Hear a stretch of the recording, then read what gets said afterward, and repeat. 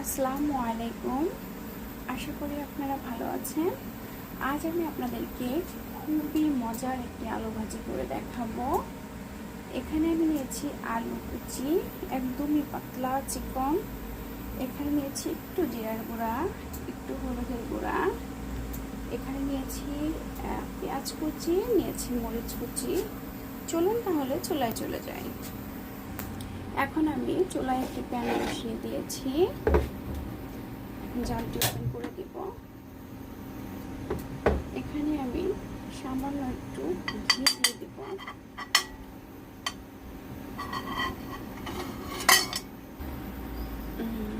সাথে তেল দিয়ে দিয়েছি। এখন দিয়ে দিব পেঁয়াজ কুচি। এখন দিয়ে দিব মরিচ কুচি।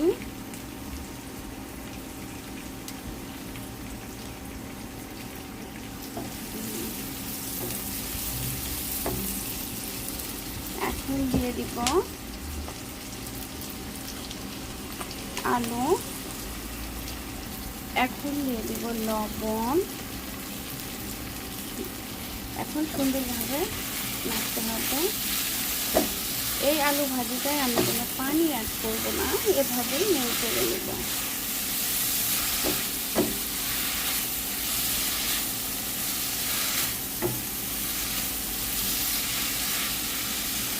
এখন আমি দিয়ে দিব জিরার গুঁড়া,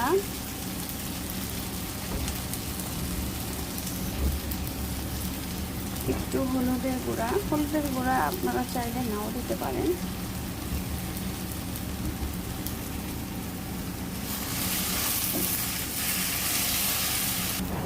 প্রায় হয়ে আসছে আলু ভাজিটা, আর 2-3 মিনিট আমি নাড়াচাড়া করে নেব।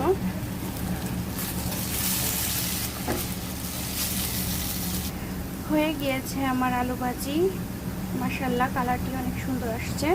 হ্যাঁ, আমি আগেই বলে নিচ্ছি, এই রান্নাটা শুধু তেলে ভাজি, যার কারণে তেলটা বেশি। তো আমি এক সাইড করে রাখবো। তেলটা এক সাইডে যখন চলে আসবে তখন আমি একটু উঠিয়ে নেব। এটা শুধু রুটির সঙ্গে খাওয়ার জন্য, ভাতের সঙ্গে কিন্তু এই আলু ভাজিটা একদম ভালো লাগবে না। এটা শুধু রুটির সঙ্গে খেতে হবে। আজ এ পর্যন্তই। ভালো থাকবেন। আল্লাহ হাফেজ।